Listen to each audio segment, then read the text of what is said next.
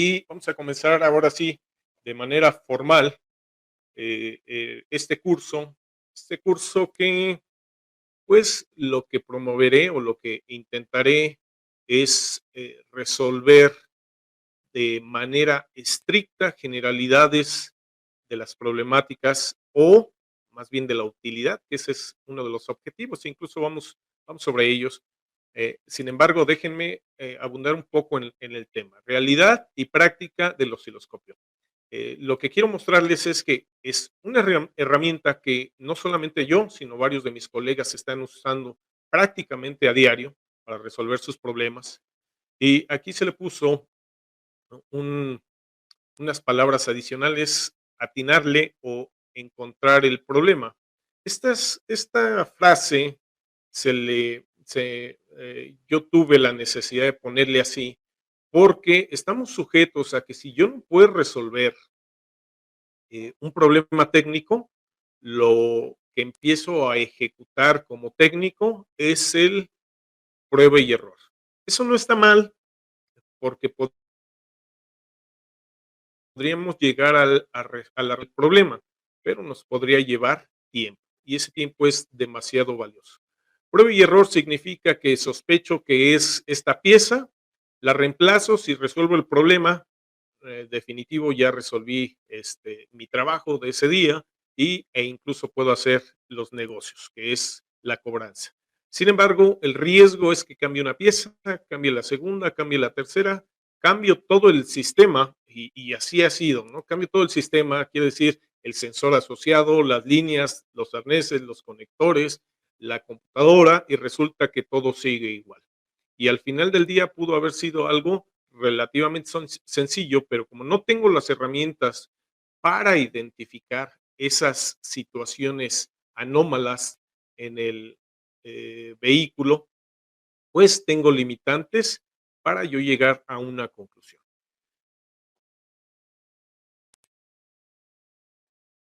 Los objetivos que yo perseguiré en estas 2 horas es evidenciar la imperiosa necesidad de usar el osciloscopio en el diagnóstico automotriz. Si yo quiero hacer diagnóstico, no puedo no tener osciloscopio, señores. Si quiero ser competitivo, obviamente hemos trabajado muchos de nosotros sin osciloscopio. Yo recuerdo que el taller de mi padre eléctrico automotriz nunca tuvo osciloscopio, él sigue sin usar osciloscopio, pero específicamente se enfrenta a problemas que él ya conoce y que no salen de esa zona de confort. O sea, le llegan, problemas adicionales asociados al sistema eléctrico, electrónico y ya no los toma. Él se enfoca a lo que actualmente, puede hacer, que son marchas, alternadores y algunas, bueno, sistema eléctrico todavía en cuanto a luces, todavía es posible atenderlo, obviamente la parte de fusibles, eso sigue siendo igual, pero las otras secciones podrían implicar un conocimiento adicional, a veces especializado, en algunas otras ocasiones no tanto. Mostrar gráficas de efectos, parámetros, fallas, características y lo que viene, en la parte del diagnóstico. Este, eh, seminario está abundante en cuanto a información gráfica. Eso quiere decir que, no sé, de las 60 diapositivas que tengo, 40 de ellas traen imágenes. Imágenes que muchos de ustedes que usan ya el osciloscopio de manera inmediata van a identificar qué son, qué es lo que tengo de información en esas gráficas. Pero algunos de ustedes se van a ver impactados porque no entendemos lo que el profesor está poniendo en pantalla. Para aquellos que ya saben, intenten ir más allá, intenten ver los detalles, identifiquen aquellas condiciones de tiempo, aquellas condiciones de voltaje, de acoplamiento, que son las partes importantes, a lo mejor de disparo, que también es extremadamente importante, y en el sentido estricto, aquellos que se vean impactados de no saber qué hay en la pantalla, voy a tratar de resolver qué es lo que estamos viendo. En algunos casos muy generales, en algunos casos de manera muy específica. ¿Cuál es el temario? Es el osciloscopio como instrumento electrónico para, para graficar comportamientos de las señales eléctricas y su comparación con el escáner. Ese es un primer objetivo, son unas 10 diapositivas en donde voy a hacer comparaciones y saber cuándo sí puedo comparar un osciloscopio con un escáner y cuándo no me es posible. Esto también trae dificultades, porque el escáner hace graficación, el osciloscopio es un graficador de voltaje, pero muchas veces quiero ver lo mismo, pero en algunos casos no es posible, porque de manera conceptual es diferente lo que estoy adquiriendo por el escáner y lo que estoy adquiriendo con el osciloscopio. Bajo esas condiciones no puedo hacer una comparación directa, pero hay veces que sí lo puedo hacer y vamos a ver esos casos o algunos ejemplos. Vamos a ver una analogía visual, eso me lo entenderán como a la mitad del seminario, en donde vamos a ver por qué es importante la velocidad del osciloscopio y las dimensiones de una medición. Esto fue el voltaje, eh, y eso nos ayudará un poco, o más bien mucho, a entender la importancia de la configuración del osciloscopio. Hay una dificultad que quiero adelantar un poco ahorita. La dificultad del osciloscopio es el entendimiento, pero antes del entendimiento es saber medir. Si yo no sé medir, si no sé dónde poner las puntas, si yo no sé configurar el sistema, señores, no puedo siquiera llegar a intentar interpretar la señal. En algunas ocasiones, para que tengan una idea, se me pide auxilio para que les ayude a diagnosticar algún problema. Cuando ustedes me mandan un video de, por ejemplo, una línea de datos, es dificilísimo resolver un problema cuando se trata de problemas intermitentes. Entonces es cuando les recomiendo usar la graficación del osciloscopio de manera directa en la variable o la graficación del escáner para la variable involucrada. Entonces es importante y muchas veces cuando ejecuto bien la configuración y tomo una foto, eso tiene más información que un video de n cantidad de segundos. Vamos a ver casos, todas las gráficas, si no es que todas, la mayoría de las gráficas he interactuado en el diagnóstico del problema que se busca.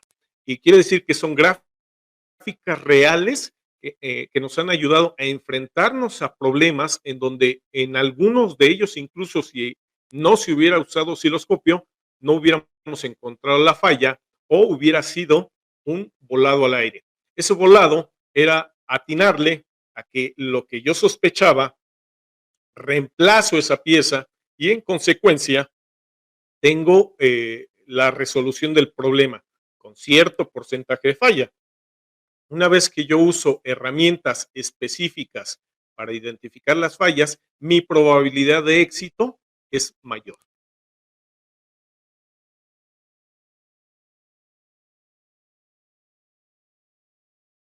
Vamos a hacer primero la comparación entre estos dos sistemas, el osciloscopio y el escáner. Para aquellos que todavía no estén involucrados en lo que es osciloscopio, esto les va a ayudar. Ambos son graficadores. De manera estricta, lo que nos ponen es en función del tiempo, y el tiempo siempre va a ser la horizontal. Y si lo vemos de manera estricta, el presente o lo más actual está a la derecha y el pasado va a estar a la izquierda. En ese sentido, es importante saber que si yo estas dos pantallas, lo último que está pasando está a extrema derecha y lo que pasó es de ese punto hacia la izquierda. Y así lo dejamos en generalidad graficadores y ahorita vamos a especificar qué grafica cada uno de ellos. ¿Cuál es lo conveniente de tener un graficador? Que yo puedo saber el historial de lo que está pasando con esa variable en específico. Aquí tenemos las mismas gráficas, pero hago una observación en la parte baja. La diferencia entre un osciloscopio y un escáner es que uno de ellos toma la información de la computadora. Por obvia razón, ese es el escáner. Lo que hace es tomar la información de la interpretación de la computadora y en el caso del osciloscopio es una medición directa al elemento. Si yo quiero medir el voltaje en el sensor X fulanito, Puedo medir el voltaje, puedo medir la tierra, pero también puedo medir la señal. En el caso del escáner solamente nos puede dar el voltaje probablemente de ese sensor. En algunos casos me da una variable. Por ejemplo, continuamos para ver esa parte. La parte izquierda me dice adquisición desde la computadora y pueden ser voltajes, ¿sí? Ahí sí es el empate de la información. Lo que tengo en la izquierda es lo mismo que tengo en la derecha, pero están configurados obviamente de manera diferente. Del lado derecho que tengo el osciloscopio, las dos señales están encimadas en la misma gráfica. Y del lado izquierdo tengo dos gráficas, pero la medición es exactamente la misma o muy próxima. ¿Por qué son diferentes de manera estricta? ¿Por qué podría yo decir que no son iguales? Las que tengo del lado izquierdo y las que tengo del lado derecho. De manera estricta por las escalas de tiempo y por las escalas de tiempo en el horizontal y las escalas de voltaje en el vertical. Esa es la diferencia, pero estas mediciones son las mismas. Supongamos, señores, que yo puedo observar en el lado derecho que la línea amarilla de repente salta, sube hasta 5 volts y vuelve a caer. Y yo no lo veo en el lado izquierdo, en el escáner. Es muy probable que eso quiere decir que la computadora no fue capaz de ver ese defecto o a la hora de medición el escáner no estaba monitoreando la computadora de motor y en consecuencia ese efecto no se ve en la computadora en la medición en el escáner. ¿Sí? Ahora, ¿cuáles son las ventajas del escáner? Ya empezamos a notar diferencias. Dice aquí, el osciloscopio me va a dar tiempos largos, puedo medir incluso minutos o incluso horas. En el escáner puedo medir segundos, minutos y horas. Y en el caso del osciloscopio, aquí ya viene su fortaleza. Puedo medir tiempos extremadamente cortos. Tan cortos como visualizar cuánta información pudiera estar involucrada en un segundo, en un milisegundo o incluso en un microsegundo. Aquí estamos hablando de que el osciloscopio aventaja mucho a la parte que se llama escáner. Entonces, el osciloscopio va más allá. Podemos ver en detalle y más adelante que yo vea una analogía en la parte gráfica, nosotros podemos observar. Ahora, el escáner me va a dar información que nosotros podemos deducir. Por ejemplo, el escáner, aquí voy a poner un ejemplo. El escáner me puede dar RPMs, pero el osciloscopio no me va a dar RPMs. El osciloscopio, ¿qué me va a dar? Cambios de voltaje. ¿De acuerdo? Y si le acoplo a algunos otros sensores, me puede dar información adicional que veremos más adelante. Pero yo ya tengo la información completa en el escáner. Sin embargo, en el osciloscopio yo tengo que interpretarla. Vamos a ver cómo podemos interpretar la velocidad en un osciloscopio. Despreocúpense, no necesitan anotar nada más necesitan observar la conceptualización. Yo configuro el osciloscopio para ver los picos de inyección en uno de los cilindros. ¿De acuerdo? Ahora, si yo tengo el tiempo entre una inyección de un cilindro y la siguiente inyección, ¿qué tengo? Tengo un tiempo en donde da 2 giros el cigüeñal. Esa ya es la información que yo tengo y eso lo puedo transformar a revoluciones por minuto.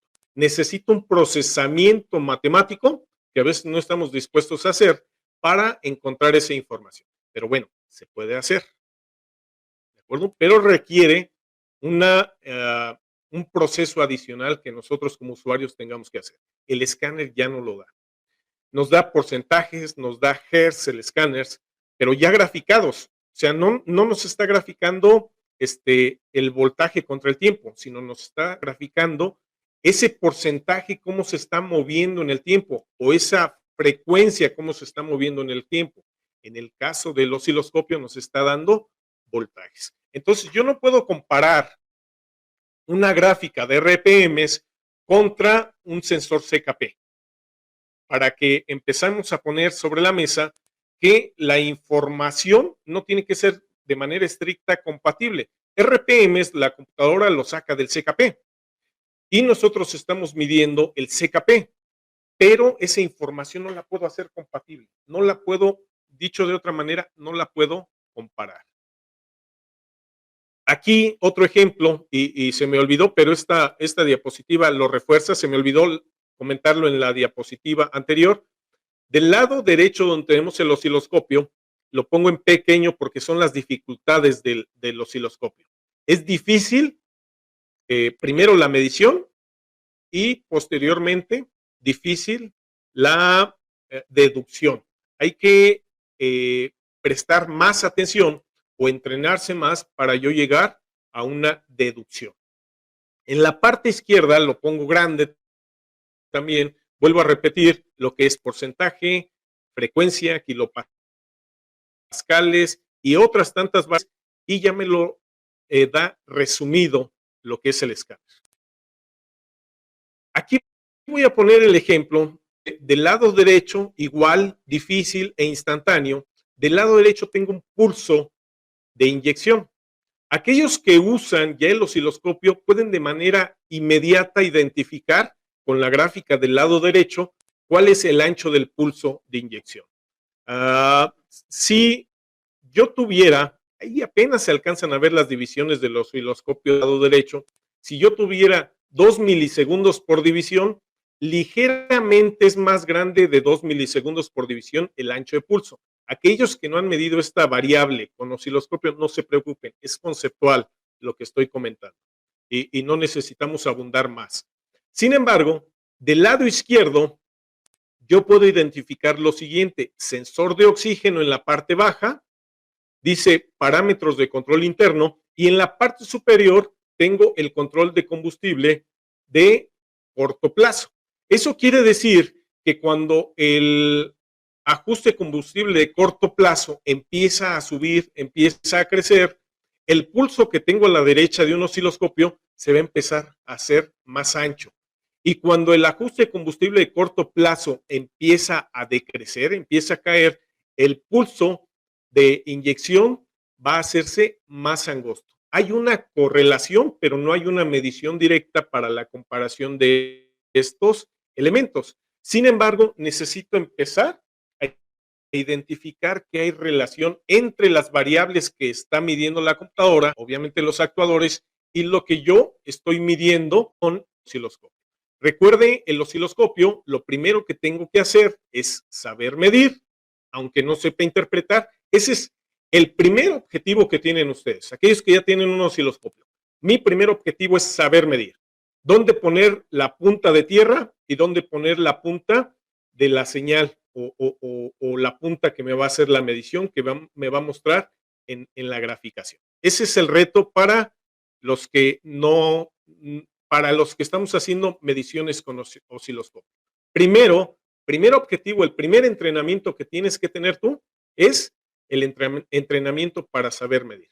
Dónde poner la punta y posteriormente, ¿cuál es el tiempo que vas a escoger? Un tiempo muy largo, un tiempo muy corto, un voltaje alto o un voltaje bajo. Depende de eso la medición que tú tengas. El día de hoy ustedes yo podría pedirles a ustedes, que son 77 personas, que hicieran un experimento de medición con MAP y que me mandaran la información.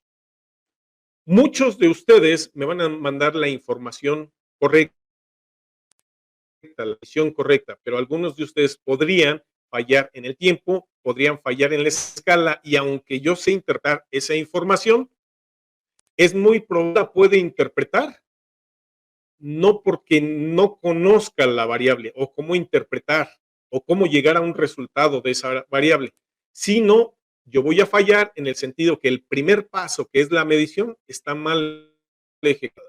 En consecuencia, lo que haga después de esa medición ya no me va a ser de utilidad.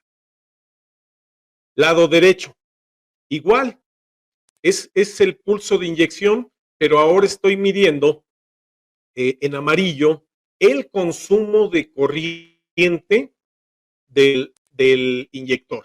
Entonces, simultáneamente, aunque el escáner no me va a decir cuánto está consumiendo el inyector de corriente, con el osciloscopio yo puedo saber cómo se está pulsando, puedo tener detalles del voltaje de alimentación al inyector, del voltaje de control del inyector, del ancho de pulso, pero también puedo saber el consumo corriente preciso de ese elemento, que se llama inyector. Y si lo puedo hacer con un elemento que pulsa a 2 milisegundos, obviamente lo puedo hacer con elementos que pulsan a 1 segundo, que pulsan a 1 minuto, y en consecuencia puedo tener más información muchas veces de la que me he podido imaginar y de dónde poder obtener el apoyo a la hipótesis que haga después de la medición. Vuelvo a repetir, primero hago la medición. Una vez que tengo yo hecha la medición, ¿cuál es mi siguiente paso?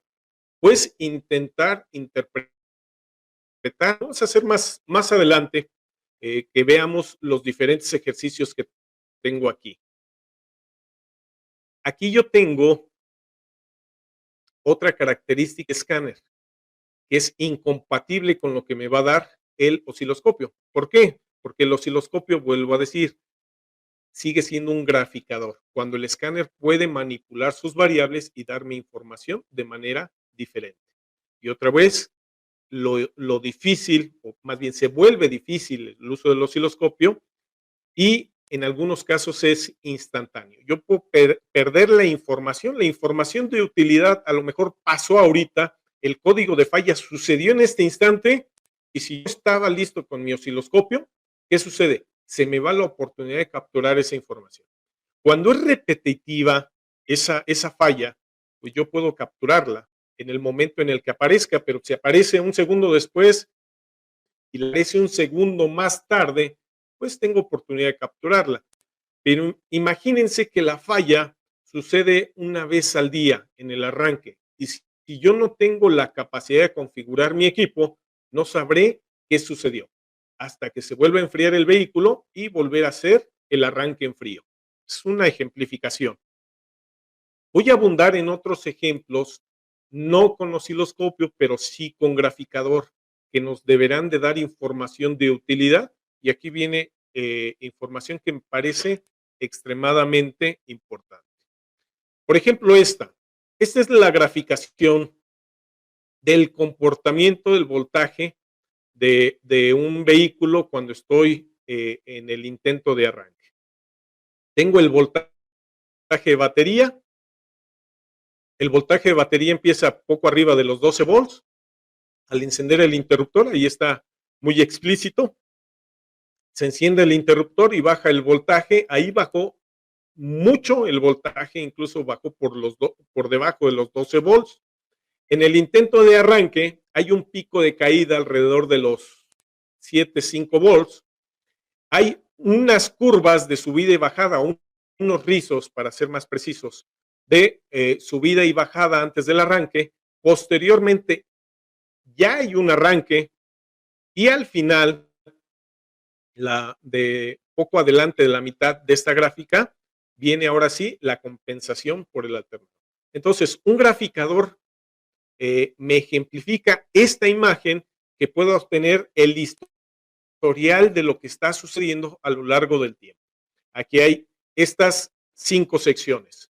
Voltaje al iniciar la prueba, voltaje cuando se enciende interruptor, que hay una ligera caída de voltaje, voltaje o el comportamiento de voltaje en el intento de arranque, voltaje en el arranque pero sin empezar el sistema de carga a reaccionar y al final ya un voltaje con el sistema de carga activo. Entonces, esto es lo que me ejemplifica qué es lo que puedo hacer con un graficador de voltaje. Es ver el historial de cómo se comporta el voltaje. Este procedimiento es extremadamente lento, por eso lo puedo hacer con un escáner o con un graficador de baja velocidad. ¿Por qué? Porque este proceso, ¿cuánto nos pudo haber llevado, señores? Es abrir el interruptor, más bien, interruptor apagado, subo al vehículo, hago la apertura de interruptor, no sé, 1 segundo, el intento de arranque, 2 segundos, suelto la llave, la pausa, Es cuestión de no más de 10 segundos hice esta graficación. Pero es relativo el tiempo. En este caso, 10 segundos es muy grande para cuando estamos hablando de velocidades de transmisión de señal, por ejemplo.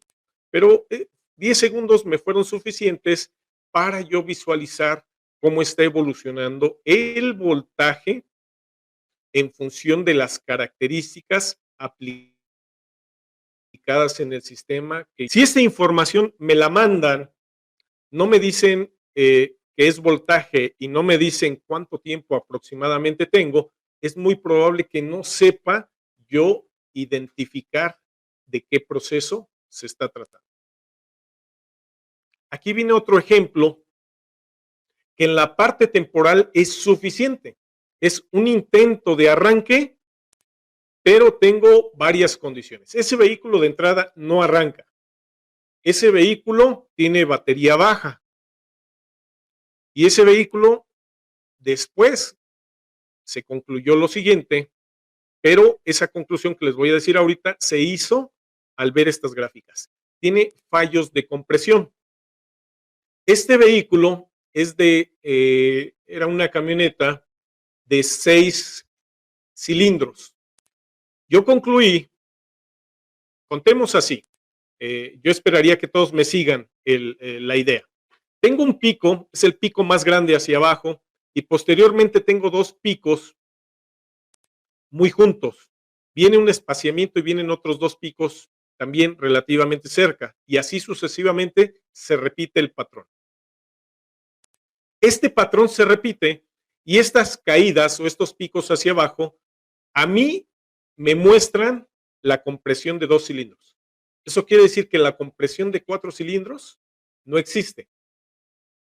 Esa era mi evidencia de que el defecto estaba en una parte mecánica del auto. Y efectivamente, esa fue mi hipótesis y la conclusión final fue que efectivamente ese vehículo no tenía compresión. Yo no iba a revisar un vehículo por compresión, yo iba a revisar un vehículo que no arrancaba. Y mis preguntas son: voltaje batería en buenas condiciones, tienes chispa, tienes inyección, pero previo también hay que saber si tenemos compresión. Esas 4 variables se me respondió que teníamos buena batería, se me respondió que teníamos buena compresión, que teníamos chispa y que teníamos inyección, pero por algún motivo adicional no arrancaba el vehículo. La conclusión fue que no tenía compresión. Estuvimos viendo la diferencia de lo que es un escáner, lo que es un osciloscopio, las ventajas de uno, las ventajas de otro, cómo me dan la información en la parte gráfica. Vi 2 ejemplos, uno donde puedo graficar la evolución de un voltaje de batería y otro, cómo llegar a una conclusión de baja compresión con graficador. Ni siquiera lo estoy haciendo con osciloscopio, pero un graficador es análogo a lo que es un osciloscopio. ¿Qué quiere decir? Que me muestra el comportamiento de voltaje en el tiempo, cómo evoluciona ese voltaje en el tiempo. Ahora, me adelanto un poco. Dice, la compresión relativa con escáner va conectada al DLC. Sergio, conecté el escáner al DLC y el DLC es el que es de donde estoy monitoreando el voltaje. Y Fernando, qué bueno que haces esa observación. Déjenme empezar a dibujar. Estoy dibujando, señores, los picos hipotéticos que deberíamos de encontrar. Para mí, aquí tendría alguien que me ayude con con el orden de encendido de un vehículo de 6 cilindros. ¿Me lo pueden poner aquí en el chat, por favor? De acuerdo. Aquí tengo seleccionado el 1. Aquí está el 1. Este 1 lo voy a asociar a este pico que tengo del lado izquierdo. Y se vuelve a repetir este pico del lado derecho. El 5 se asociaría a este pico que estoy señalando. El 3 se asociaría a este otro pico. El 6 a este que tengo aquí, el 2 a este que tengo acá y el 4 a este que tengo aquí. Yo estoy viendo, voy a pasar más a la derecha, que aquí tengo el por qué sé que hay compresión. Ok, ¿cómo se relaciona la compresión con la caída de voltaje? Cuando el cilindro está subiendo, señores, en el proceso de compresión, es cuando más energía necesita la marcha para girar el motor. En consecuencia, cae el voltaje. Entonces, en este sentido, cuando cae el voltaje, tengo un ciclo de compresión. Cuando se relaja y deja de haber compresión, el voltaje de la batería se recupera de manera instantánea. Pero viene otro cilindro en el proceso de compresión nuevamente. Entonces, los picos hacia abajo en el voltaje generan una pérdida de voltaje instantánea en la batería. Yo estoy midiendo este voltaje en el DLC, pero se transfiere en todo el sistema esa pérdida de voltaje. Entonces, si yo tengo identificado por alguna razón que podría hacerlo con otro método, yo podría bautizar el primer pico como si fuera el cilindro 1, el segundo pico, que es más corto, como cilindro 5. Y si es así, y la sincronización que estoy poniendo aquí es correcta, aquellas señales en negro que yo puse son las ausencias de compresión, por eso no hay picos de caída, y corresponderían al cilindro 3, 6, 2 y 4. Aquí nada más hice la suposición que el primer pico era del cilindro 1, no lo sé, pero para ejemplificarlo, así lo puse. ¿Qué unidades tengo en la horizontal? Tengo unidades relativas de tiempo. Eso quiere decir que no tengo con certeza cuánto tiempo está durando, pero en promedio tengo 10 segundos desde, 5 segundos desde la parte izquierda hasta la parte derecha. Es relativa esta medición en tiempo. Lo único que sé es esa parte, que todo el proceso de la pantalla son alrededor de 5 segundos. ¿Y es importante saberlo? Sí, es importante saberlo, porque yo podría también medir a cuánto está girando el motor. Y si yo sé que está girando a 100 RPMs, el vehículo, o más bien particularmente el motor, nunca va a arrancar. Esta medición fue hecha con un graficador. Nosotros tenemos mayor control cuando lo hacemos con un osciloscopio y lo vamos a ver más adelante. Ok, déjenme ver si no se me escapa alguna observación que hagan aquí. Adán, yo espero que esté respondida la pregunta que me estás haciendo. ¿Cómo identifico específicamente la compresión? Bajen los picos, sí, efectivamente. Sergio, el voltaje lo tomamos en el DLC. Y Fernando, espero que haya sido comprendido este ejercicio. Ok. Cuando checas la compresión, los picos representa cada cilindro, efectivamente. Cuando hay un espacio donde se pierde, el pico representa el cilindro que está de baja compresión. Efectivamente, Alfredo, cuando hace esfuerzo la marcha para comprimir la mezcla es cuando se produce el pico. Sí, y el pico se produce hacia abajo. Más adelante vamos a ver una gráfica de corriente y de voltaje en cuanto a la compresión relativa. Magdaleno, sí, esta prueba se puede hacer muy rápido con Scanator en la sección de voltímetro. Son mediciones que podemos ejecutar de manera rápida para tomas de decisión. A ver si traigo mi osciloscopio y también lo pongo en el sistema y puedo ya ver con más detalle qué está sucediendo. Abundando aquí, aquellos que tienen Scanator, la nueva versión del Scanator en la parte superior, en donde estoy poniendo la flecha, aquí hay un selector, ahí les dice voltaje en DLC y voltaje en computadora. Entonces, puedes poner el voltaje que te está dando el DLC, el voltaje que te está dando la computadora que estás diagnosticando, o puedes poner los dos. ¿Cuál es la ventaja de tener una capacidad como la que les estoy mencionando? Que pueden ver el voltaje que le llega a la computadora respecto al voltaje que les llega al DLC. Si son dispares y no son iguales, quiere decir que hay un defecto de tierras o de voltajes. Ok, gracias.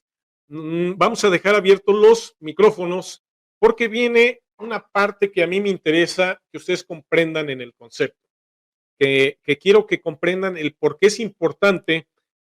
Aquí ah, Sergio nos pregunta que qué unidades tiene. Sería importante saber cuántos segundos son en la horizontal. Y déjame ver, aquí se me escapó con el osciloscopio donde se instala la pinza para hacer compresión. Ok, Casimiro, qué bueno que preguntas dónde conecto la pinza para hacer la medición de compresión. La pinza se conecta en el cable que va a alimentar a la marcha o en la tierra. Son las dos posibilidades que tienes. Pero esta medición no se hace con pinza perimétrica. Esta medición se hace midiendo el voltaje en DLC. Y ahorita vamos a ver las diferencias entre hacer con corriente o hacerlo con voltaje.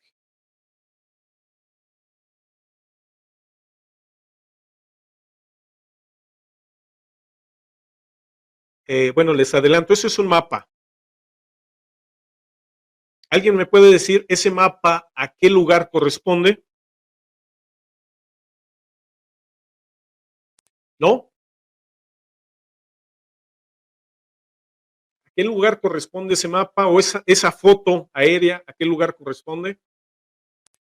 Sí, Adrián, es el DF. ¿Podrías decirme qué tenemos en el centro? En el centro de la pantalla, ¿qué es lo que estoy fotografiando? Ok, ahí les va la siguiente imagen. Ya algunos de ustedes seguramente por el parque que está a la derecha, no, nadie sabe, efectivamente. Aquí Adrián ya sabe que está viendo el Estadio Azteca, ¿de acuerdo? Pero probablemente no sabía en la otra pantalla y a lo mejor no sabíamos que estábamos viendo el Estadio Azteca. Si yo les pongo ahí, algunos de ustedes ya sabrán que es un estadio, pero probablemente ni siquiera sepan todavía que es el Azteca. Pero si les digo que es la casa de mi equipo de fútbol, y ahórrense los comentarios, señores, pero le voy a la América, ahora sí sabemos que es el Estadio Azteca. Gracias, Carlos. Marcos, no sabías qué estabas viendo, pero aquí son referencias o esto es una analogía de saber qué es lo que vamos a hacer con el osciloscopio. Es, al igual que en una cámara, dependiendo del zoom, vamos a tener el detalle para identificar lo que estamos buscando. Si yo les pongo esta foto yo sí la sabía ver, yo sí sabía qué era, pero no la anterior. Perdón, no la primera que les puse. Sin embargo, ya viéndola con detalle, en la parte superior, aquí donde estoy poniendo el cursor, están los volcanes de la Ciudad de México. Y si yo les pongo esta, bueno, para los que no supieron dónde estaban, en la primera, en la segunda foto, sí, con esta fotografía. ¿Sí saben dónde estamos? Creo que sí. Bueno, al menos los que somos mexicanos sabemos qué es eso. Pero aún así, señores, en algunas ocasiones no sabemos dónde estamos. ¿Por qué? Porque no estamos acostumbrados de ver de cierta manera las imágenes, porque estamos acostumbrados a que México sea representado de esta manera. ¿A qué conclusión quiero llegar? Quiero llegar a la conclusión de que si no nos presentan la imagen como nosotros la conocemos, si nos la presentan volteada a la izquierda, volteada a la derecha, con un zoom muy grande, con un zoom muy pequeño, no voy a saber la información que está dentro. Es una analogía que quiero que quede bien comprendida. Y eso tiene que ver con saber medir. O sea, ¿dónde voy a colocar las puntas? Ya Casimiro preguntó, ¿y la pinza perimétrica dónde la voy a colocar? Pero antes de eso, Casimiro, ¿dónde vamos a poner la punta de voltaje? Y tengo yo que saber, tengo que aprender si la imagen está al derecho, si la imagen está volteada, si el pico hacia arriba quiere decir compresión o significa el pico hacia abajo compresión. Eso es lo que necesito estar consciente. No tiene caso, créanlo, no tiene caso que yo los ponga a medir ahorita Sí es importante, pero no tiene caso que los ponga a medir ahorita si no tenemos en mente que tenemos que prestar atención a este tipo de condiciones. Es, ¿qué tan grande hago el tiempo? ¿Qué tan pequeño lo hago? Depende de lo que estoy midiendo. Si estoy midiendo comunicación, el tiempo es de microsegundos. Si estoy midiendo arranque o voltaje en la condición de arranque, es cuestión de segundos. ¿Ven la diferencia? Hay 1000 órdenes de magnitud, o sea, 6 diferencias en tiempo de diferencia entre el arranque y la comunicación. Y yo tengo que barrer el tiempo desde microsegundos, pasando por milisegundos y llegar hasta segundos para obtener la información que yo estoy buscando. ¿Se entiende? Yo espero que sí. Dice un instrumento mal usado. Que yo quisiera ver qué auto pasó del lado izquierdo o qué autos pasaron del lado izquierdo. Y no puedo saber qué autos pasaron, ni siquiera sé cuántos autos pasaron en la fotografía del lado izquierdo. Y la fotografía del lado derecho, pues yo puedo suponer, bueno, es claro para mí que hay dos autos, uno aparentemente de color oscuro, otro de color claro, y el autobús, pero no puedo definir a lo mejor los modelos, no puedo definir la placa, que podría ser interesante. ¿De acuerdo? Ahorita vemos lo de las pinzas, Adrián, perdón, Adán, y sí es importante hacer la observación que podría ser conveniente en el cilindro 1. Perdón, la referencia en el cilindro 1. Ok, entonces quiero que presten atención. Ustedes pueden tener el mejor osciloscopio, ponerle autodetección o autoconfiguración, y hay osciloscopios que depende de la función, me pueden dar la información correcta. Pero ustedes como usuarios tienen la responsabilidad de saber si están midiendo lo que ustedes desean medir o lo que supusieron que deseaban medir. Entonces, aunque tengamos el mejor osciloscopio, yo puedo tener una condición de defecto en la medición y en consecuencia esa imagen que tenga la medición no me va a ser de utilidad para hacer una hipótesis y posteriormente para hacer una conclusión. Particularmente en el área automotriz, yo empecé con este osciloscopio. Este modelo ya no se consigue, desde mi punto, probablemente sí, pero de manera particular no lo he conseguido yo. Actualmente manejamos dos, también de la marca Hantec, de 2 canales, que tengan ustedes referencia de precio alrededor de 3,500 con los valores agregados que se les dan, y el de 4 canales de 70 MHz alrededor de 7,500. Más lo que se le tenga que sumar en cuanto a capacidades adicionales. Hay otro equipo que yo sí he usado y es el PicoScope. El PicoScope tiene capacidades que nos van a ayudar a ahorrarnos tiempo en la curva de aprendizaje. La curva de aprendizaje es más rápida, pero los costos son menos accesibles. Sin embargo, yo estoy seguro que un equipo como Pico Precio, hay diferentes niveles de precio.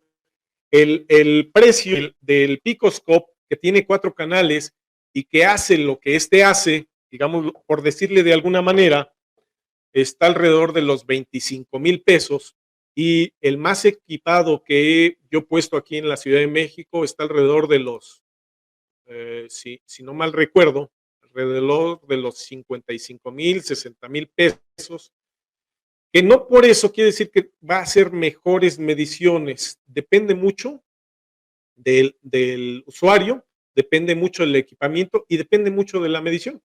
A lo mejor no es necesario un equipo con tantas capacidades cuando la medición que yo estoy haciendo es de un TPS. La medición que yo estoy haciendo es de una fuente de 5 volts. A lo mejor eso lo resuelvo con cualquier osciloscopio.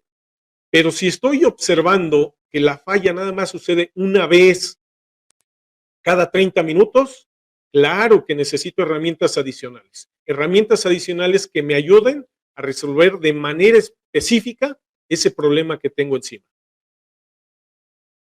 Lo que voy a hacer ahorita es ponerles, otra vez voy a hacer una analogía usando otro tipo de tecnología, la tecnología del video, en donde podemos nosotros visualizar. Tengo dos videos del mismo efecto o del mismo proceso. Ahí ya ven el detalle. Por ejemplo, ya pueden ver la camioneta porque es una foto. Pero si nosotros viéramos el video, si nosotros lo quisiéramos, pierdo detalles. El osciloscopio nos puede dar las capacidades de ver eso que acabo de reproducir, como el video que voy a reproducir en este instante, ¿sí? El osciloscopio me puede dar la capacidad de tomar una foto o incluso el picoscope, como lo dice Adán, tiene una condición de sampleo, quiere decir de adquisición y de guardar datos, que tengo este tipo de capacidades. Ver ese proceso en el tiempo, cómo fue lentamente. Y en el sentido de hacerse lento, puedo ver los diferentes detalles. Nada más como observación, una curiosidad en este video. A mí me llamó la atención de observar cómo los vidrios, al estrellarse, no se van con la camioneta, sino se quedan en el lugar en donde estaban, o incluso unos en apariencia se ve como si salieran rebotados hacia el frente, o más bien hacia nosotros. ¿Qué quiere decir esto? Que este tipo de detalles con instrumentos veloces, y eso se hace con cámaras veloces, y nuestro voltímetro veloz es el osciloscopio, tendré las capacidades de ver los procesos de manera en que yo pueda observar aquellos detalles finos, aquellos detalles que me ayuden a poder obtener la información que yo requiero. Ok, Adán, efectivamente la resolución del pico es impresionante. En realidad estás pagando dos cosas, es las capacidades del equipo, pero además el software. Las capacidades del equipo no hay cómo superarlas. El software sí hay cómo superarlo, que tú aprendas. Sí, que tú aprendas a usar el equipo, y si aprendes a usar el equipo, yo estuve batallando en el taller de Jesús, de mi hermano Jesús Villegas, en la semana con un 6022 Hante. Estuve batallando en el sentido y es saber limitantes. Cuando estás acostumbrado a un osciloscopio que tiene capacidades adicionales, en donde te ayuda a medir de manera eficiente la información que quieres medir, pero después te prestan uno con menos capacidades, pues hay que adaptarse. Eso no quiere decir que no se pueda medir con el osciloscopio, pero nosotros como usuarios tenemos que hacer mayor condiciones de configuración para poder obtener la información que nosotros necesitamos. ¿Me puede dar una definición corta de qué es un GER, Héctor? Un GER es la definición de cuántas veces se repite una señal periódica. Periódica quiere decir que se repite de la misma manera durante un segundo. Eso quiere decir que si la señal eléctrica que llega a nuestra casa es de 60 Hz y esa señal yo la mido y me da una imagen como la que te mencioné, perdón, como la que estoy tratando de dibujar con el dedo, es sube, baja, pasa por el cero, baja, se hace negativa y regresa y se vuelve a repetir. Quiere decir que si es 60 Hz, esa señal se está repitiendo 60 veces en un segundo. Esa es la definición. Sí, el mejorcito, Alfredo, el mejor en la parte automotriz, creo yo, orientado a la parte automotriz, podríamos decir que es el Pico, pero hay marcas que podrían, Agilé, por ejemplo, es una marca que no se utiliza en el área automotriz, Kitley tampoco se utiliza en el área automotriz, pero hay varias marcas, National Instruments, los sistemas de National Instruments de adquisición de datos son extremadamente eficientes, pero no son orientados a la parte automotriz. Un trabajo que hizo bien Picoscope es adaptarlo al área automotriz. Y Hantec es muy bueno, señores, pero Hantec nosotros compramos los económicos entre comillas. ¿Por qué? Porque tiene su gama alta también y tiene opciones interesantes. ¿Dónde puedo medir? ¿Dónde puedo medir voltaje? En este diagrama, por ejemplo, arriba tengo un módulo, tengo unos fusibles, abajo tengo el DLC y más abajo en estas diapositivas tengo puntos de conexión y hasta abajo tengo la tierra. ¿En dónde puedo medir el voltaje?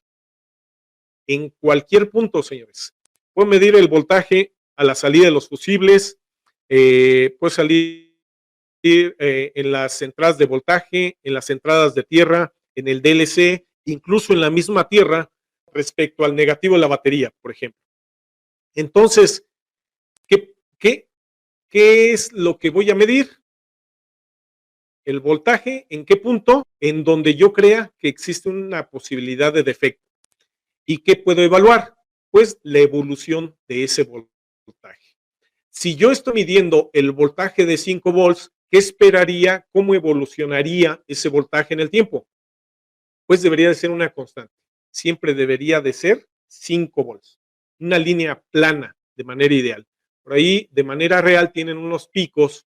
Generalmente esos picos son hacia arriba, pero generalmente si esos picos son hacia abajo, tengo problemas o podría tener problemas en la fuente o de falsos contactos. Ojo, en ese sentido. Siguiente diapositiva es otro diagrama, otro vehículo también Volkswagen, es otro tipo de diagrama. ¿Y en qué punto, en qué línea yo podría medir el voltaje? En cualquiera de ellos. Sea una línea de tierra, sea una línea de voltaje, sea una línea de control, sea una línea de sensor, sea una línea de comunicación. Yo puedo medir voltaje en donde crea yo que esté asociado el defecto. Obviamente, primero viene la generalidad de cuál es el defecto. Tengo quizás referencias de códigos de falla y una vez que tenga esa información, empiezo a hacer hipótesis de dónde pudiera estar un defecto en voltaje. Y yo puedo medir, por ejemplo, una línea de señal, pero esa línea de señal la puedo medir desde el origen que me genera esa señal, que puede ser el sensor. Puedo ir hasta el otro extremo antes de entrar a la computadora, pero esa señal es dependiente de la tierra que alimenta ese sensor. Entonces también voy a medir la tierra del sensor, pero también de la alimentación de voltaje de ese sensor. También voy a medir el voltaje de alimentación de ese sensor. Debo medir todo, tanto positivo como negativo. ¿Son importantes? Sí, Marcos, son importantes. Definitivo.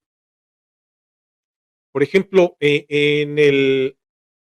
la ejemplificación que les comenté, bueno, y cómo debe ser el voltaje de referencia. Aquí son 2, 4, canal 1, 2 volts, 2, 4, son 5 volts los que debería tener y deberían de ser planos. ¿Y cómo son ahí? Pues tiene caídas. Tiene caídas que incluso el escáner muchas veces no alcanza a ver. Son tan rápidas esas caídas, si nosotros observamos cada recuadro, aquí pongo, vamos a poner esta referencia. Si yo pongo aquí mi referencia, ahí es mi referencia y aquí es mi otra referencia de escala. Entre esos dos puntos en rojo que yo puse son 2 segundos. Por ejemplo, si de aquí, de donde puse más a la izquierda, otra referencia, yo solamente tengo un problema aquí donde lo estoy marcando. Si en 2 segundos solamente falla una fracción, el escáner en su línea de datos quizás no me lo alcanza a reportar. Si es que yo tengo una línea de datos que me dice línea de alimentación de 5 volts y yo en mi escáner me veo con 5 volts siempre y el escáner no alcanza a identificar, perdón, la computadora no alcanza a identificar esas fallas, es muy probable que ni código de falla se genere. Ese es un defecto en una alimentación y ese defecto también lo puede tener en 12 volts. Ese defecto lo puede tener también en tierra. Obviamente el defecto en tierra no lo vería así. lo vería de esta manera. Déjenme ver, es un voltaje diferencial. Este es un voltaje diferencial, no es un voltaje de tierra. Yo aquí estoy midiendo con una punta del osciloscopio. Por aquí había puesto una de mis puntas. Nada más para graficarlo. Esta es mi punta del osciloscopio. Una punta la pongo a la entrada del relevador, la alimentación de voltaje al relevador, y la otra punta de medición la pongo al otro extremo. Y eso es lo que yo tengo. Alberto, ¿cómo le hacemos para ver un defecto en tierra? Quiero ver mi defecto de tierra en la alimentación de la computadora. Esta pinza, el caimán o tu referencia a tierra, la pones al negativo de la batería, ¿sí? Este va a negativo de la batería y la punta de medición la pones en la tierra que entra a la computadora. ¿Y qué es lo que deberías de ver? Idealmente un 0 a nivel plano. Tu escala que te sugiero ahí es 200 milivolts por división y el cursor que tienes del lado izquierdo lo pones en 0. Y tus diferencias no deberían de salirse de la pantalla. De entrada, si tu señal se sale de la pantalla, tienes un defecto de tierra. ¿Cómo resuelves de manera práctica en el caso de hacer la siguiente prueba? Tú ya identificaste que se te sale de la pantalla o que es muy grande, grande de manera relativa. Habíamos visto cuando vimos el curso de mediciones de alimentaciones y de tierras, que si sobrepasa los 200 milivolts en cuanto a tierras de potencia o 50 milivolts en cuanto a tierras de sensores, yo tendría que prestar atención. Bueno, supongamos en este caso que es mayor a 200 milivolts. ¿Cómo resuelves de manera directa esa tierra que alimenta tu computadora? Saber si la puedes corregir y saber si ese es el problema que te está causando el resto de inconvenientes en el sistema. Mandas una tierra directa desde el negativo de la batería hasta la tierra de la batería, perdón, del módulo de control. Y eso te debe restablecer el voltaje. Ese voltaje se tiene que ir o debe de tender a irse a 0 volts.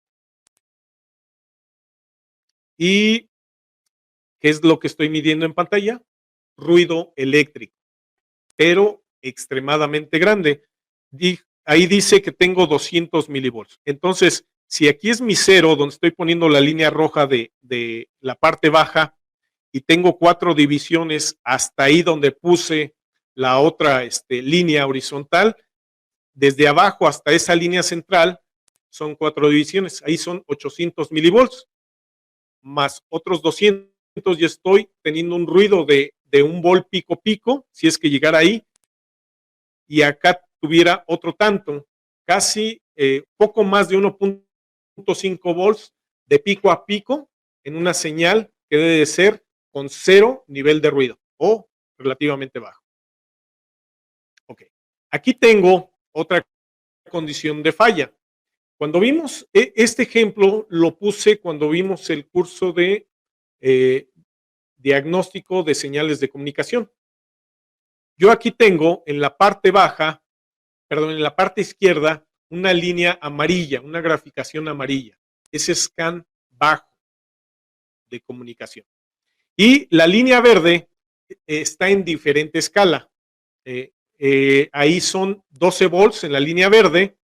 Lo voy a dibujar con la línea roja. Aquí donde estoy dibujando la línea roja son los 12 volts del sistema o del elemento que estaba siendo alimentado. Si no me equivoco, podrían ser 5 volts. Y la línea amarilla es el CAN alto.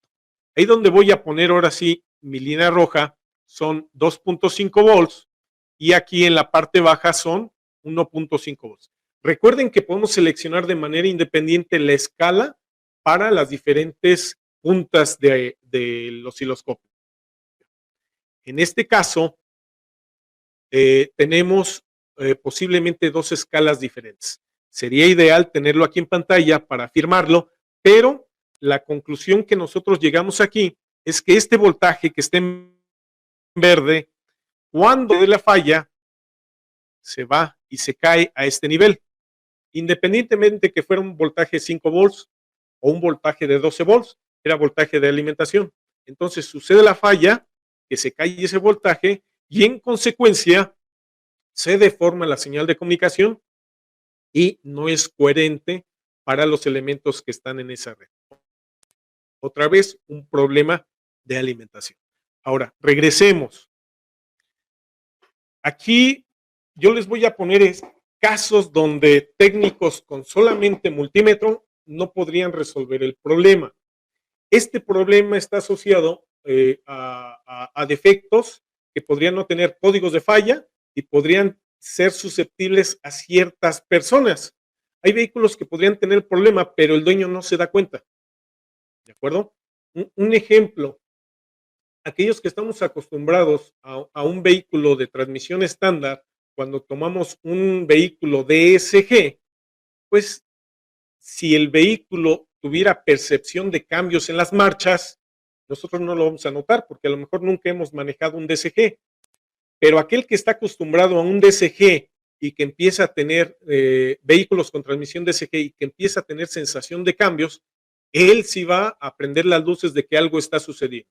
Entonces esto es relativo en cuanto a percepción. Y puede que lo lleve al técnico, y si lo lleva al técnico, el técnico podría ser no susceptible a que el defecto esté en un sensor. Específicamente, un solo sensor tenía este defecto de alimentación. Si yo medía la alimentación al sensor, yo tenía 4.9 volts. No lo veo, señores, de otra manera. No lo veo, el escáner podría no alcanzar la resolución o la computadora podría no ver este defecto. Y en consecuencia hay un defecto en el sistema, pero yo no lo puedo resolver. En este también es un problema. Este es un problema de transmisión y la diferencia de alimentación era, de repente tenía, con motor encendido tenía 14 volts y de repente bajaba a 12.8 la alimentación al módulo de motor. Pero como es ruido de alta frecuencia, el módulo, cuando ustedes monitorean el voltaje, les da alrededor de, si pico a pico son 1.2, les da 0.6 volts menos que el voltaje de batería. Muchos técnicos no podríamos observar esa diferencia, podríamos no ser susceptibles a esa diferencia y en consecuencia no llego a ninguna conclusión. El diagnóstico aquí era el cambio de transmisión y lo único que se hizo fue un cambio de relevador y una reparación de una línea asociada a esa alimentación. Aquí igual, el problema ni siquiera estaba identificado en la zona donde está un sensor de velocidad, perdón, un sensor de aceleración era el responsable de que el vehículo se protegiera. E igual, las posibilidades de falla en el diagnóstico eran altas si no se tenía el osciloscopio. Antes de irnos al descanso de 5 minutos, un problema también de qué podríamos tener en la parte de alimentación. Los sensores digitales de efecto Hall, que es como el que tenemos en verde, generalmente son no susceptibles a deficiencias en el voltaje de alimentación de batería. Pero estrictamente esta es una configuración que tiene Volkswagen. Sus sensores digitales de CKP, perdón, de CMP, tienen alimentación de voltaje de batería y el nivel bajo lo tienen a 0. Eso quiere decir que corre su voltaje desde la parte superior del voltaje de batería hasta el 0 de nivel de voltaje. Pero muchas veces hay triángulos como el que estamos viendo aquí donde estoy poniendo el cursor. Ese triángulo es una caída de voltaje y está asociada al consumo de corriente de algún elemento. Este consumo de corriente puede ser un inyector, puede ser una bobina, puede ser la bomba de combustible, puede ser algún otro elemento actuador y lo que va a hacer es consumir en lugares muy específicos el voltaje de los sensores, específicamente estos sensores que tienen un nivel de voltaje batería alto y un nivel cero de voltaje para un nivel bajo. Si este voltaje llegase a ser mucho más grande, no sé, se me ocurre una pérdida de 5 volts, entonces un nivel alto estaría alrededor de los 7, 8 volts y el nivel bajo seguiría siendo a 0 volts. Ahí podemos tener problemas en donde se podría diagnosticar falla en el sensor, pero la falla no está en el sensor, la falla está en la alimentación de ese sensor, pero no en la alimentación de 5 volts, sino en la alimentación de referencia para ese sensor. ¿Importante? Sí. Entonces es otro caso en donde nosotros podríamos vernos rebasados si yo no tengo el instrumento de medición y además la estrategia de medición. Vámonos a un corte de 5 minutos, señores. Preparen sus preguntas. Falta, no sé, alrededor de unos 50 minutos todavía de información. Información muy precisa, información muy valiosa que tú debes de conocer. Imprescindible que tengas osciloscopio, sí, imprescindible que sepas hacer la medición también. Y el último punto después de saber hacer medición es saber interpretar. ¿De acuerdo? Voy a dar oportunidad a 2 o 3 preguntas. Si pueden hacerlo. Abraham, por una pregunta, estaba practicando con el osciloscopio probando inyectores buenos y malos con un pulsador de inyectores. Cuando hacía las pruebas observé que en los inyectores que activaban me daba señal de activación cuando no trabajaba el inyector. Sí, efectivamente.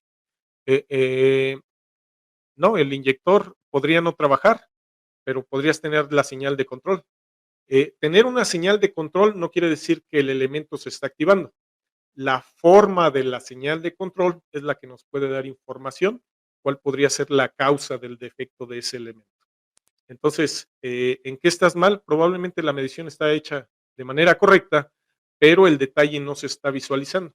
Esa sería una posibilidad. ¿Una pregunta más antes de continuar con la formalidad del curso?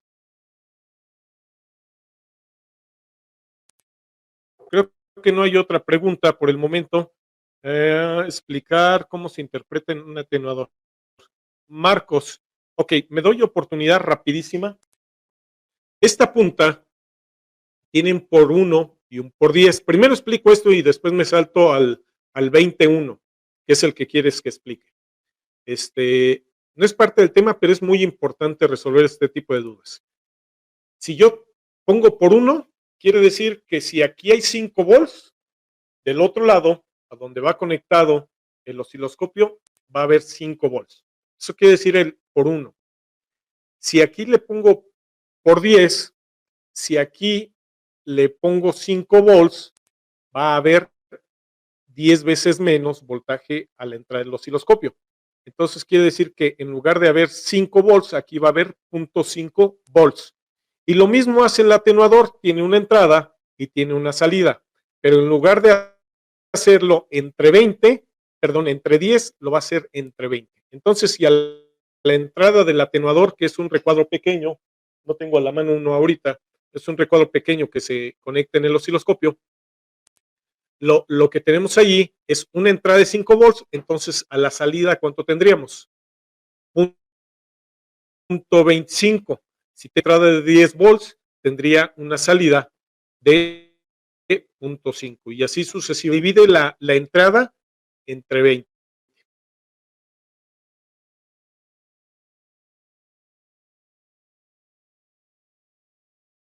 No nos preocupemos ahorita por la estricta correspondencia de cómo colocar las puntas y o la configuración. Primero necesito a los que no usan osciloscopio convencerlos que no pueden seguir trabajando como diagnostas si no tienen osciloscopio, y a los que tienen osciloscopio darles más alternativas de diagnóstico. En la parte de atrás, lado izquierdo, parte superior, dice, hay una gráfica que tiene un rizo pequeño.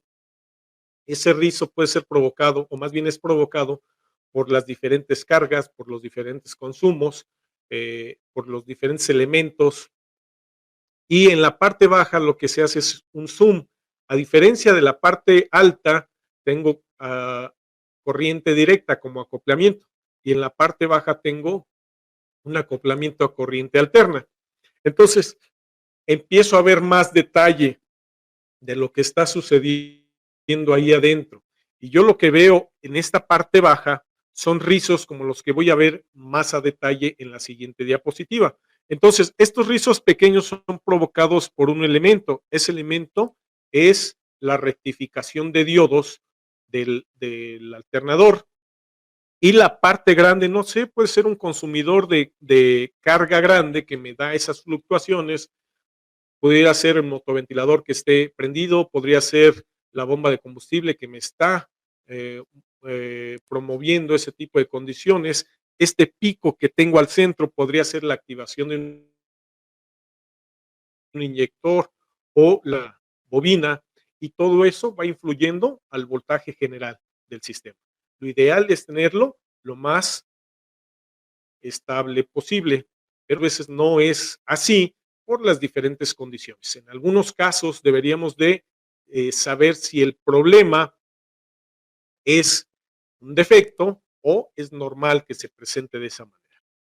Siguiente diapositiva, en azul es una simulación de corrección por la rectificación de diodos en el alternador. Son 3 fases con 6 diodos y me dan una rectificación como la que tengo en azul. Y en la parte baja tengo un defecto en diodo. Entonces, yo les enseñé en el curso de mediciones de alimentaciones que no es cierto, de multímetro. Para aquellos que no han tomado esos cursos, por ahí les hacemos llegar la información para que también los tomen. Yo les enseñé la estrategia de medir voltaje en corriente alterna al alternador. Si yo tengo unas condiciones de alrededor de 100 milivolts en voltaje y corriente alterna, pues es una sospecha de que algo está sucediendo, y posteriormente ya llegamos al punto que ya identifiqué con el multímetro que hay más de 100 milivolts, voltaje, corriente alterna, motor encendido, pues pongo mi osciloscopio y puedo encontrar una imagen como la que tengo en amarillo en la parte baja, y de manera estricta, si encuentro un patrón como el que estoy viendo, mi problema es el alternador. Muchos vehículos son tan eficientes en su control de voltaje que a lo mejor ni siquiera hay reporte de falla, porque es suficiente la, que 2 de sus fases estén corrigiendo con los diodos restantes y una de las fases se pierda. Pero particularmente este vehículo es diagnosticado bajo esas condiciones por condiciones de que se comía la batería, y ese vehículo, mientras no ruede en las noches, no tiene problemas, pero si rueda en las noches, pues empieza a tener ciertas dificultades. Entonces, aquí ya encontramos patrones definidos. O sea, lo que estoy midiendo particularmente en voltaje, corriente alterna, en cierto tiempo determinado, me va a dar un patrón. Y si ese patrón se repite al que tengo yo abajo, quiere decir que tengo un diodo defectuoso en el alternador. Obviamente, no es la única falla que me podría encontrar. Me podría encontrar quizás un diodo en corto, 2 diodos en corto, 3 diodos en corto, o uno abierto, uno en corto o 2 abiertos. Entonces, los patrones van a ser diferentes, pero idealmente me voy a encontrar algo como lo que está en azul, o en su defecto me voy a encontrar algo como lo que está en amarillo en esta diapositiva, que nada que ver con el patrón con defecto. El patrón con defecto es el que está en amarillo. ¿Y cómo se hace? Directo. La punta, la punta de referencia va a tierra la batería, más bien a negativo la batería, y la punta de medición al positivo del alternador. Es en donde es más clara esta información.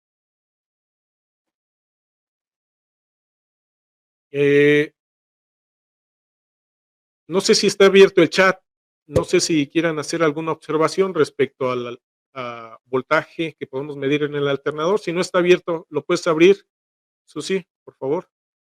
Ok. ¿Alguna duda respecto a esto? Eh, Mientras vienen las preguntas, voy a poner la siguiente diapositiva. Este es un consumo de corriente.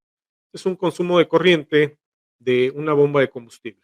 Son uniformes los consumos, y cuando alguno de esos consumos se cae o es relativamente mucho más bajo que los demás, pues yo tengo un defecto interno en la bomba de combustible. Eh, sí, Alfredo, también se puede hacer con una punta de caimanes del osciloscopio, BNC Caimán, también se puede hacer esta medición. Profesor, ¿cuál es el diodo que está mal? Alex, regreso. Me es importante que se vaya entendiendo. Yo aquí tengo que es uniforme y tengo 1, 2, 3, 4, 5, 6 y se vuelven a repetir otra vez los patrones de 6 en 6. Si yo contara, al igual que conté hace rato, a lo mejor aquí más bien no a lo mejor, me falta, dejen dibujarle lo que me haría falta. Voy a dibujar en verde.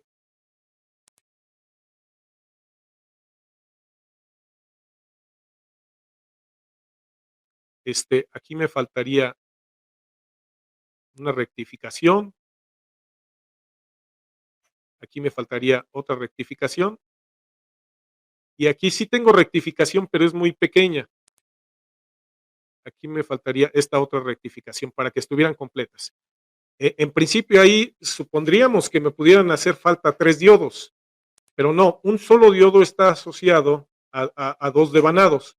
En consecuencia tengo defecto en 2 picos que deberían de existir y un tercero es muy pequeño. Entonces, este patrón que dibujé, déjenme intentarlo dibujar mejor en la siguiente, en el siguiente repetición y debería de ser así, más o menos. Yo estoy haciendo triángulos, no son triángulos, pero se me facilita dibujar los triángulos y ahí es en donde faltan las señales. ¿De acuerdo? Sabía que no debe salir voltaje del alternador. ¿Cómo puedo realizar conexión al alternador? Ok. Corriente directa, efectivamente hacemos en el osciloscopio, pero si medimos en el osciloscopio corriente directa, son extremadamente importantes sus señales. Si veo el osciloscopio en corriente directa, veo lo que tengo en la parte de arriba. ¿De acuerdo? Para ver detalle, lo tengo que ver como lo estoy viendo en la señal de abajo. Y para ver más detalle, yo puse además una escala mucho más pequeña en este caso, una escala más pequeña y un acoplamiento en corriente alterna.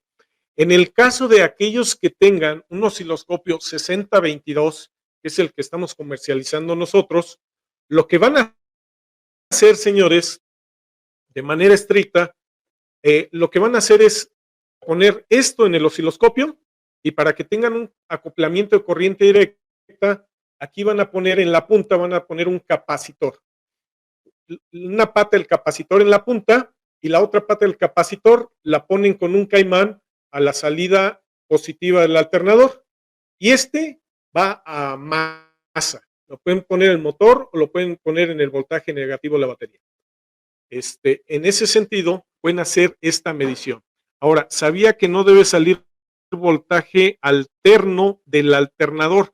Estrictamente, maestro Leopoldo, pues lo ideal es que saliera voltaje directo, porque si sale voltaje directo, es lo que nosotros estamos esperando y no estamos esperando voltaje alterno.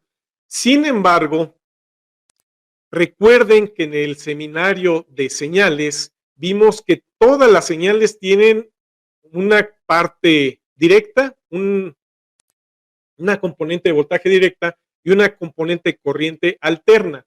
La componente corriente alterna del alternador nos va a dar información de su comportamiento.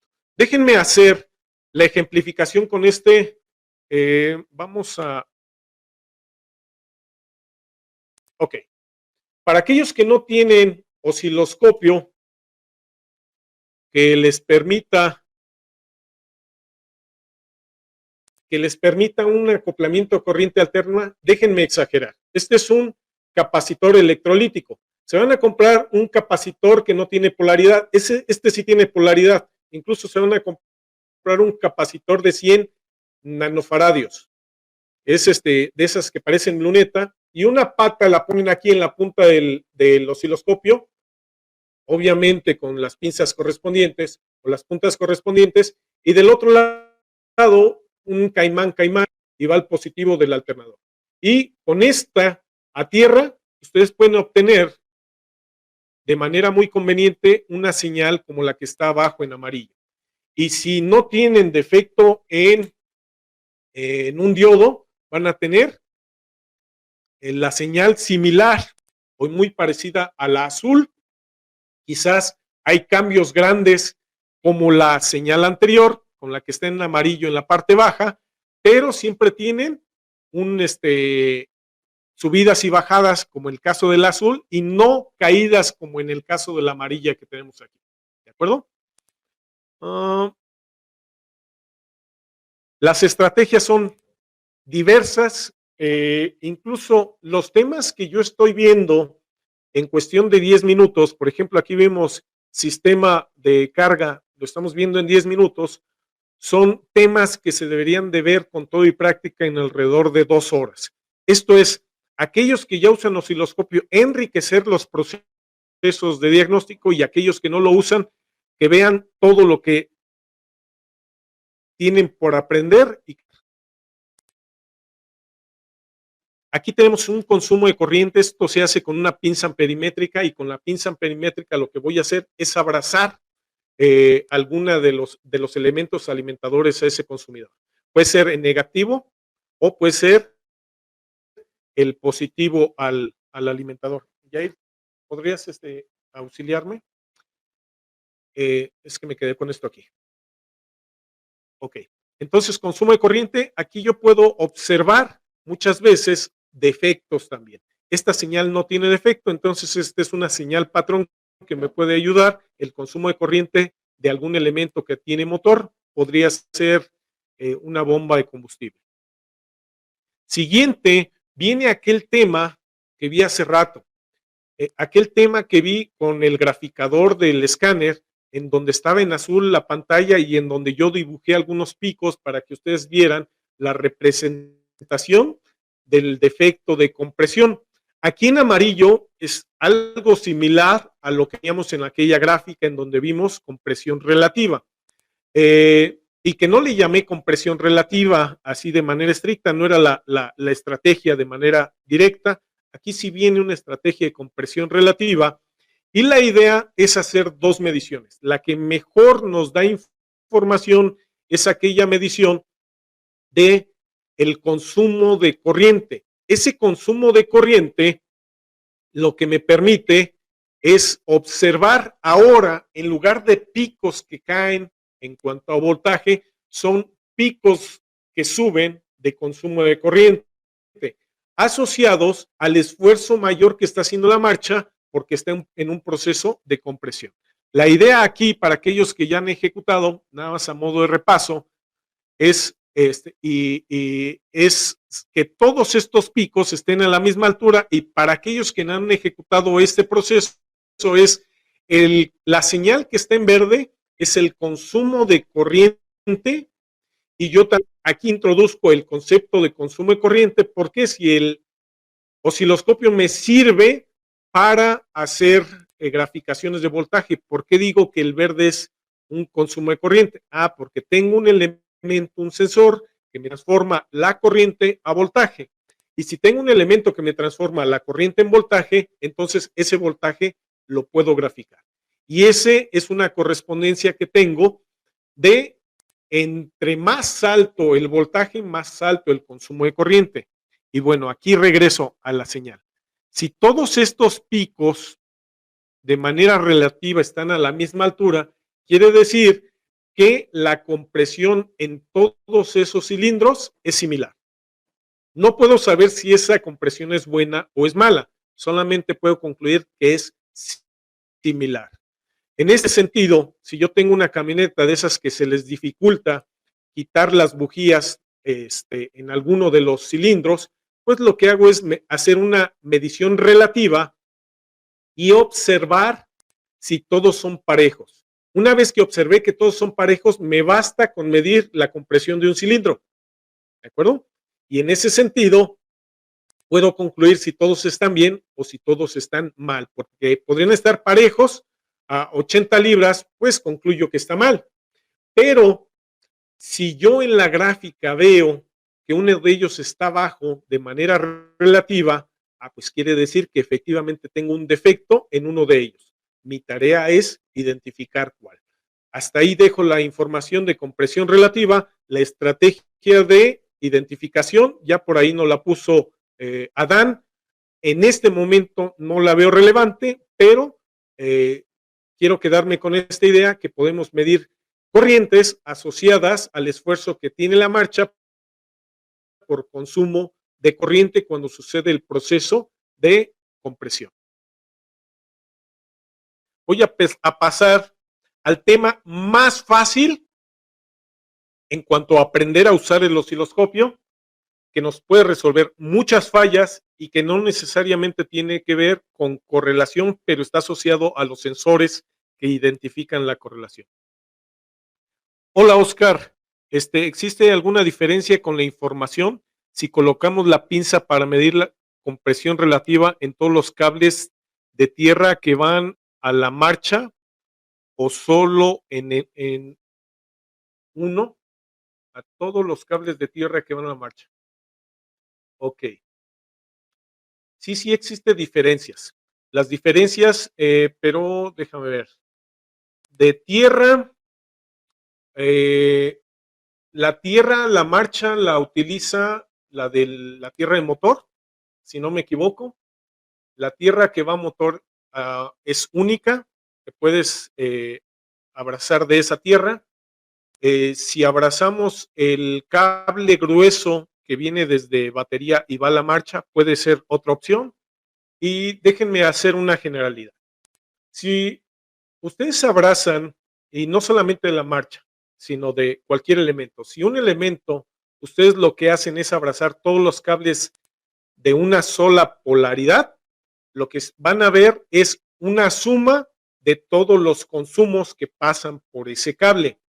Si solamente abrazan el cable grueso o el cable que en teoría fue diseñado para llevar más corriente a ese elemento, lo que ustedes estarán monitoreando es el consumo generalmente de energía o de potencia de ese elemento. Y los demás elementos, los cables más delgados con la misma polaridad, quizás están auxiliando en una activación, en una señal, y su efecto es mínimo. El tema, los próximos 10 minutos, ya estamos terminando la hora planificada. Yo espero no llevarme más de las 12:20 haber terminado el material.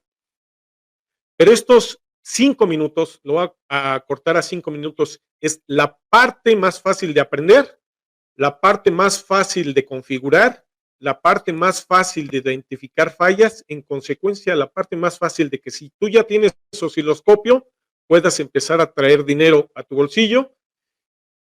Y aquellos que no han decidido a tomarse la inversión de tener un osciloscopio, esta puede ser la motivante de ayudarles a identificar fallas de manera rápida y que puedan observar cómo el osciloscopio les puede ayudar. Nos muestra la correlación entre el sensor CMP, que está en verde, y el CKP, que está en amarillo. Si nosotros vemos que las señales, supongamos que esta es mi referencia, y si vemos que mi señal que yo estoy midiendo en el auto es más grande, o la señal amarilla es más grande, o alguna de las dos es más chica, ahí ya tengo un defecto de voltaje. Si la verde está más a la izquierda o más a la derecha respecto a la amarilla, ahí tengo ya un problema de correlación. Y vamos a ver unos ejemplos en donde si no tengo el osciloscopio, no puedo resolver de manera precisa la falla. Por aquí, la línea aqua, para aquellos que estuvieron en el seminario de señales, me refería a esta señal está defectuosa, no está a 5 volts en la parte superior y no está a 0 volts en la parte inferior. Tengo un defecto y me concentro en ese sensor. Ese sensor podría ser el defecto, la alimentación o la tierra. El sensor asociado a esa señal es el CMP. Entonces tengo que concentrarme en el CMP. Aquí todavía no me meto con la correlación, o más bien ni siquiera pido que alguien me mande una señal de referencia. Aquí de manera inmediata yo puedo concluir que la línea amarilla no llega a 0. Aquí donde estoy poniendo la flecha es la referencia de 0 para la línea aqua, nunca llega a 0, y en la parte superior, si yo cuento, podría no estar llegando a 5 volts. Entonces me concentro en identificar dónde está posiblemente la falla en ese elemento. El siguiente, aquí tengo, esto es clásico en los Astra, no me dejarán mentir, aquellos que les llegó un auto de otro taller que hicieron reparación de motor, y esto es clásico, alguno de los dientes de la rueda dentada está doblado, o 5, o 10, o 20 dientes no están uniformes respecto al resto, y el vehículo no arranca, y se sospecha que es la computadora, ¿de acuerdo? Entonces, aquí el único proceso es tener la experiencia y visualmente ver los dientes de la rueda dentada o hacer la medición. Esta medición está asociada al efecto o al defecto que tengo en esta rueda dentada. Aquí tengo un defecto donde un sinfín de dientes estaban defectuosos en una rueda dentada también de Astra. Igual el problema no es correlación, sino el problema es que no es uniforme esa señal del sensor de CKP. Aquí vuelvo a preguntar en la parte superior, ¿problema de correlación? No, no es problema de correlación, el problema aquí es de ruido eléctrico y podría darnos defecto de sensor de CKP, defectos de sensor CMP o defecto de correlación, y el problema no es ninguno de ellos. El defecto es la tierra, que podría ser defectuosa la computadora o defectuosa el sensor. Y así es como visualizo, pues ahí se ve muy claramente para mí que puedo hacer esta medición, el defecto. Ahora, aquí están los valores. Cuando ustedes se enfrenten a CKP y CMP, aquí están valores. Para el canal 1, para el canal 2 o canal de CKP y CMP, pónganle 2 volts por división. Copien esto. Para todos aquellos mediciones de CKP-CMP, por favor. Y de tiempo, aquí le pusimos 100 milisegundos por división. Entonces, si ustedes, denme un segundo, son 100 milisegundos por división. Anote ese dato, estoy dudando en que sean 100, pero de ahí para abajo, 100 milisegundos por división. Esto les da la información de cómo configurar la medición de CKP y CMP, no importa cuál sea el vehículo. No importa que sea un vehículo con 2 Hall, con un Hall y un inductivo, o con 2 inductivos. Aquí tengo una consideración, rueda dentada también está en mal estado, y en este caso no está doblado, en este caso está roto un diente, no existe el diente. Aquí hay otro problema, este es un problema muy específico. Igual, defecto de sensor CKP, no recuerdo si había código de falla, pero al pasar las 2500 RPMs ya no había aceleración. Los problemas de aceleración los asociamos generalmente a APP y TPS, pedal de acelerador y cuerpo de aceleración. Particularmente, ¿qué ven de diferencia entre esta señal que estoy poniendo? Y déjenme traer esta referencia. Olviden estos picos grandes. O sea, ¿qué gran diferencia hay entre esa señal y esta otra? Es que hay una de 2 o 3 picos, ¿sí? Ahí en donde tengo el cursor, hay una rampa superior.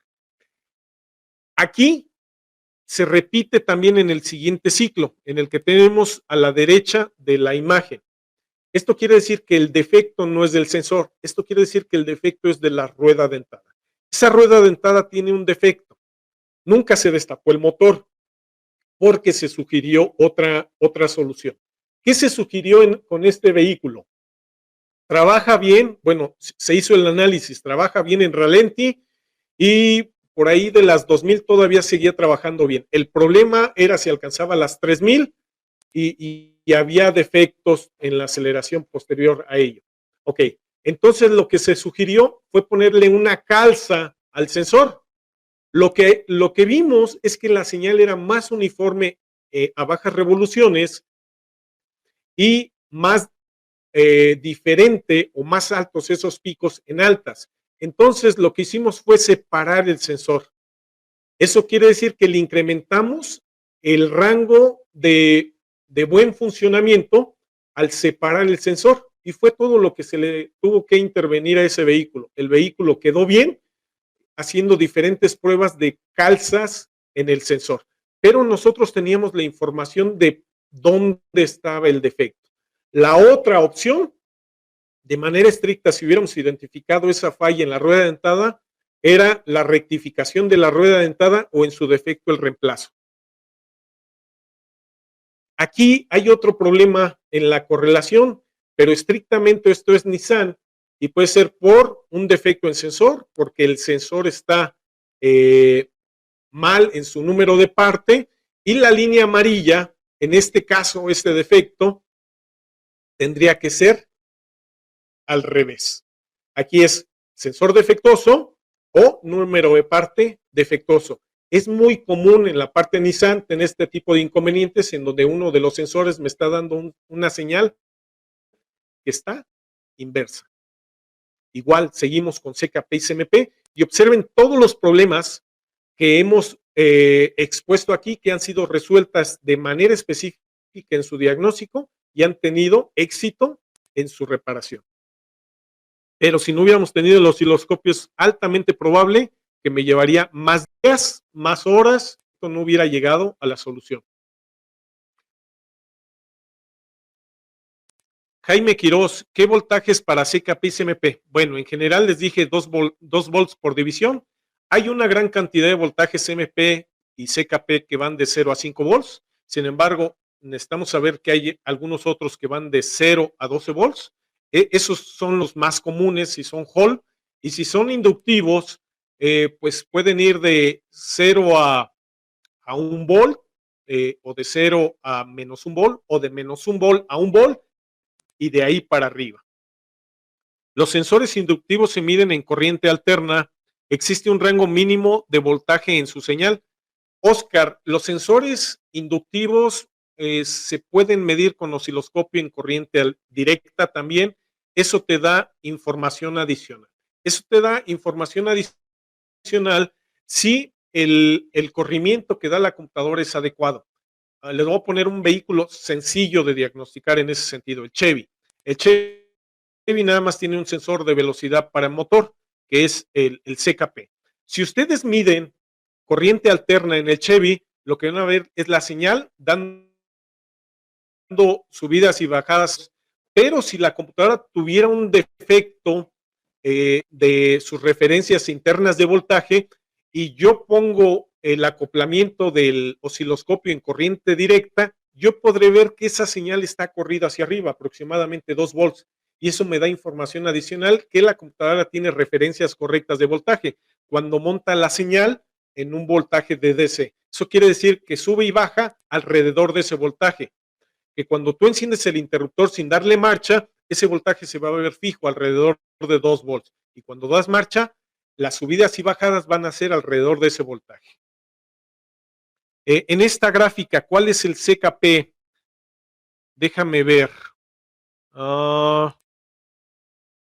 El CKP, ¿qué crees? En este caso creo que son dos CMPs, CMP1 y CMP2. No tenemos ahí CKP. Si no me equivoco, son dos CMPs, CMP1 y CMP2. Déjenme hacer una observación importantísima y que cabe en la parte del osciloscopio.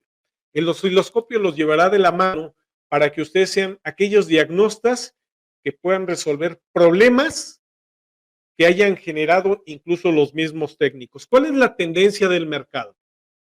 Y que puede marcar la diferencia para con nosotros en el mediano plazo. Y el mediano plazo estamos hablando del próximo año, señores, que muchos de nosotros, muchos de nuestros colegas, pues ya sabemos programar, ¿no? Te compras un equipo, le das clic y ya estás programando, ya sabes cambiar computadoras. Pero eso es un paso posterior al diagnóstico. Antes de tomar una decisión de cambiar una computadora, de programar una computadora, necesitamos diagnosticar los sistemas. si nosotros programamos una computadora antes de hacer un diagnóstico, ¿y qué tal si el problema era la implementación y en el proceso de programación se me queda mi computadora por un problema de alimentación? Entonces, abundemos en la parte del diagnóstico y valoremos nuestro trabajo. Si nos vamos a llevar un tiempo razonable en el diagnóstico, también cobremos ese tiempo. Pero si vamos a hacer un diagnóstico que nosotros ya sabemos hacer en 10, 15 minutos, también cobremos bien. ¿Por qué? Porque esta inversión de tiempo que están haciendo y de equipo hay que valorarla. Entonces es importante. El osciloscopio, Eduardo, vuelvo a reiterar, corriente alterna no tienes en tu osciloscopio. Entonces, ¿qué le vas a acoplar aquí en tu punta? O sea, aquí en tu punta le vas a poner un capacitor. Les dije que sí en tu punta, gracias. Supón que el capacitor son mis dos dedos, las dos patas del capacitor. Aquí pones una punta y la otra punta la pones en el lugar donde quieras medir. Así es como haces un acoplamiento de tu osciloscopio que no tiene acoplamiento de corriente alterna al elemento que quieras medir en corriente alterna. Entonces, esa es la limitante. ¿Cómo la puedes superar? Con un capacitor de 100 nanofaradios. La única dificultad es que no vas a tener la certeza de cuánto voltaje es, pero te va a dar la forma de la señal de corriente alterna. Con 100 nanofaradios, la mayoría, perdón, de las señales te van a dar un voltaje muy real, pero depende de la frecuencia. Abraham, un consejo, tengo un detalle con una Urban 2.5, el taller que abro el switch no activa el cuerpo de aceleración, le aplico carbuclin y arranca, trabaja bien el cuerpo de aceleración. Si la apago no activa el cuerpo de aceleración, por consiguiente no arranca. Ok, Abraham, enfócate de entrada en los códigos de falla. No sé si haya códigos de falla. No voy a abundar mucho en ello, solamente las recomendaciones. Aquí solamente les voy a hacer la observación. Muchas veces tenemos la información a la mano. Esa información a la mano, por ejemplo, no activa podría no activar inyectores. Pues vamos a identificar si hay un problema de inmovilización. Es una Urban, esa no tiene inmovilizador. Y me iría yo por saber cómo está el CKP y CMP e identificar si la correlación existe a nivel osciloscopio o si no tienes una información adicional a través de sensor de oxígeno. Vamos a, no me voy a zafar de esta pregunta en el sentido general. Este caso te sugiero, si estás en el grupo de Scanator, lo expones ahí y ahí nos extende mucho más, porque no es suficiente el tiempo que yo te puedo dar aquí y distraería el tema. Voy a seguir para terminar. Hay algunas preguntas que por ahí creo que se me escaparon. Esta parte de comunicación, observen, aquí hay la diferencia inmediata. Supongamos que me dijeron, esta es una señal correcta de comunicación. Y si yo salto a la siguiente imagen y veo esta señal, aquellos que tomaron el curso de líneas de comunicación, ya vimos en detalle, pues la diferencia en esta graficación y la otra es que este es uniforme en cuanto a su desempeño, la señal y la señal azul, y aquí es más grande la señal verde respecto a la señal amarilla. Entonces, si esta es mi señal de referencia de comunicación, aunque me la haya enviado un colega y que lo haya hecho con otro osciloscopio, y yo estoy monitoreando mi señal de comunicación y la encuentro así, quiere decir que tengo un defecto. ¿De acuerdo? Ahora, el reto es encontrar ese defecto. El osciloscopio me ayudó a observar que hay un defecto. Aquí el osciloscopio nos da otro tipo de características y también lo vimos en detalle en el curso de líneas de comunicación, aritmética. Por ahí alguno de los colegas me dijo, por cierto, no sé si ande aquí el compañero, nos dijo, si volteamos la señal, necesitamos que sean iguales. necesariamente las señales tendrían que ser iguales. ¿Por qué? Porque una infiltración de ruido o una introducción de ruido en la señal me provoca que esas señales ya no sean iguales, pero la aritmética de señales me ayuda a identificar si esas señales tienen la información correcta que necesita la computadora. No abundo más en el detalle. Aquí, con la utilización de un transductor de presión, yo puedo conectar directamente en el cilindro un sensor de presión que me mida la presión de ese cilindro. Y observen, en la horizontal, me falló la horizontal, debería de ser de 0 a 720 y serían grados. Aquí nada más me falló el ajuste, pero sería de pico a pico, deberían de ser 720 grados. Eso quiere decir 2 vueltas de cigüeñal. Y en la parte superior tengo el pico en unidades de PSI, como dice ahí, compresión real en PSI, libras por pulgada cuadrada, y tengo 120 libras en los picos, en los 2 picos. Esta es una compresión y yo tengo, perdón, una medición de compresión. Tengo la etapa de compresión, la etapa de fuerza, que como tengo en el lugar donde va la bujía, tengo puesto el sensor, obviamente no tengo chispa. En consecuencia, no tengo la aportación de la explosión, pero tengo el comportamiento de la presión del volumen de aire que está encerrado. Posteriormente viene la sección de escape y la sección de admisión. Aquí hay una medición real que el compañero Pasos, Francisco Pasos nos compartió, y observen que esta parte baja de nivel de presión es en la admisión, esto es presión atmosférica, debería de existir en esta parte que tenemos previa a la parte de escape o al tiempo de escape. Sin embargo, esta información nos quiere decir que hay un defecto, así de entrada, que tenemos un defecto. Un primer defecto que se puede suponer es que tengo fugas. Sin embargo, ya haciendo la recolección de la información para este curso, cuando existe una fuga, esta señal es más baja. Esta señal debería estar por debajo de este nivel que voy a dibujar. Esta referencia que puse en rojo es mi presión atmosférica. Esta señal debería de caer, la señal azul, a este nivel, aquí donde voy a poner la señal, ahí debería caer hasta ese nivel, y no cayó. Yo sospeché cuando se hizo inicialmente este diagnóstico, sospeché que hay fuga, pero cuando hay fuga, lo que sucede con esta señal es que cae más, entonces sobrepasa hacia abajo la señal verde. Para aquellos que saben el uso del osciloscopio, a lo mejor me están entendiendo. Para los que no saben, no se preocupen, es solamente interpretación que posteriormente podrán hacer a detalle. Nada más decirles que esto es un defecto diferente a lo que dice la teoría. Cuando hay fuga en el cilindro, esta señal debería de ser más abajo. Y yo no me había dado cuenta. Son recolecciones de información que he hecho en el auxilio de diagnósticos.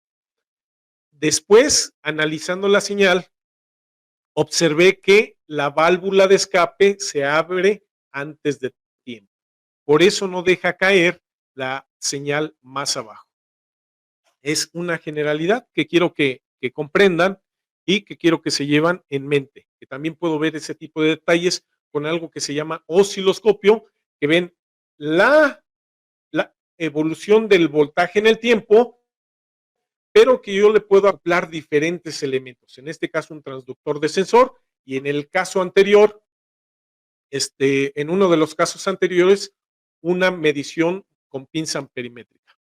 La conclusión, antes de dar paso a la última sección de preguntas y respuestas, esta es mi conclusión. Las líneas de alimentación, señales, activación, comunicación, se definen por valor de voltaje instantáneo. Voltaje instantáneo quiere decir que en este momento y su evolución en el tiempo. El osciloscopio es sin duda un instrumento imprescindible para el diagnóstico automotriz. Señores, la última sesión de preguntas y respuestas. Sí, gracias, Leonardo, por recordarme. Sampleo. Sampleo es cuántas veces en un segundo hace capturas de información. A eso se le llama sampleo. ¿Y por qué es sampleo? Son muestras. Sample es la palabra en inglés. Sampleo siempre se mide en segundos y cuántas muestras por segundo de voltaje obtiene un osciloscopio. Por ejemplo, un osciloscopio que tuviera un de una medición por segundo, pues nada más te daría cada segundo un voltaje. Aproximadamente, mira, por ejemplo, este dice 100 megamuestras por segundo. Eso quiere decir que 100 millones de mediciones se hacen en un segundo. Sería deseable que tu osciloscopio tuviera al menos el doble de muestreo que el ancho de banda. Ahora, el ancho de banda está asociado con la capacidad de medir una señal a esa velocidad. Ejemplo, este osciloscopio tiene un ancho de banda de 40 MHz. 40 MHz quiere decir, si una señal senoidal, una señal bien comportada, que sube y baja 40 millones de veces en un segundo, puede ser visualizada de manera adecuada en este osciloscopio. Si es más rápida que esa velocidad, la información que da este osciloscopio ya no es correcta. A eso se refiere el ancho de banda. Y los bits de resolución. Déjenme hacer un dibujo, déjenme encontrar aquí una señal. Esa imagen que yo tengo en pantalla podría tener una resolución de 8 bits. Te voy a poner una resolución de, déjame ver, de unos 4 bits en esa pantalla. Para que veas la diferencia. Cuando yo tengo menos bits de escalonada, la señal. Y cuando yo tengo más bits, yo puedo ver más definida la señal, no escalonada. Entonces, si tiene menos bits, te da menos información en lo que da en los diferentes niveles de voltaje. Y cuando tengo más bits, tengo la capacidad de tener más detalles. Incluso un osciloscopio con más bits es más caro que con menos bits. Pero un osciloscopio de menos bits podría ser más rápido. Hay osciloscopios que tienen una configuración, puedes configurar menos bits en el mismo osciloscopio y te da mayor velocidad. Puedes poner más bits para tener mejor resolución en voltaje, pero es más lento. Espero que con eso haya quedado.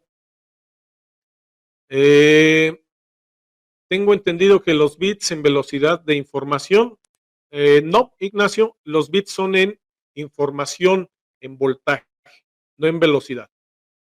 Entonces, una es, el ancho de banda y el sampling o el muestreo es la velocidad en tiempo y los bits tienen que ver con la condición de voltaje. Señores, les agradezco. Seguramente hay preguntas importantes por ahí. Oscar, ¿qué hay del sensor de presión relativa? El sensor de presión relativa, quien es Oscar, tú estás en el grupo de osciloscopio, quien nos ha dado información del uso es Francisco. ¿Qué es lo que podemos ver ahí? Nada más es a modo de que sepan que hay otra área que no toqué el día de hoy, pero que existe. Nosotros podemos observar cómo sube y cómo baja la presión en el múltiple de admisión, por ejemplo. Y en condiciones óptimas, ver si alguno de los cilindros está haciendo más vacío que el resto. O uno de los cilindros, que es lo más común cuando hay una falla, uno de los cilindros está haciendo menos vacío que el resto. Quiere decir que probablemente ese cilindro ya tenga fugas. Y en consecuencia tengo una falla mecánica que puedo detectar con este sensor de de, de presión relativa. Hay un sensor de presión, tiene otra configuración que el profesor José Luis está estudiando. Ese le llaman un sensor de presión relativa, pero que tiene otro tipo de información. El sensor de presión relativa que nosotros estamos usando nos ayuda para identificar un vacío de manera independiente en cada uno de los cilindros. Y el sensor que usa el profesor visualiza los cambios de velocidad que tienen una relación, pero la invitación es que también vean ese tipo de información con nuestros colegas de electrónica y servicio. Gracias a todos los que estuvieron el día de hoy con nosotros. No olviden que aquello que pude no haber visto y que ustedes sí hayan preguntado estará en los foros. Manténganse en contacto con quien les hizo llegar la información. Quedo a sus órdenes y gracias, Francisco, que varias de las mediciones que estuve aquí fueron hechas por ti. Algunas de las mediciones fueron hechas por algunos colegas que están en el grupo de osciloscopio. Algunas fueron hechas por su servidor. Algunas de ellas fueron hechas por alguien que tomó un curso como este o presencial y que afortunadamente tomó la decisión de empezar a hacer mediciones y con el primer paso, que el primer paso es saber hacer la medición, fue suficiente para compartirla conmigo o con el grupo y nosotros le retroalimentamos y nosotros le dimos la solución, la interpretación correcta a esa medición, pero él ya está evolucionando, porque ya también sabe hacer interpretaciones, no solamente mediciones, y se vuelve más independiente de nosotros. Señores, un gusto estar con ustedes. Hasta pronto y muchas gracias.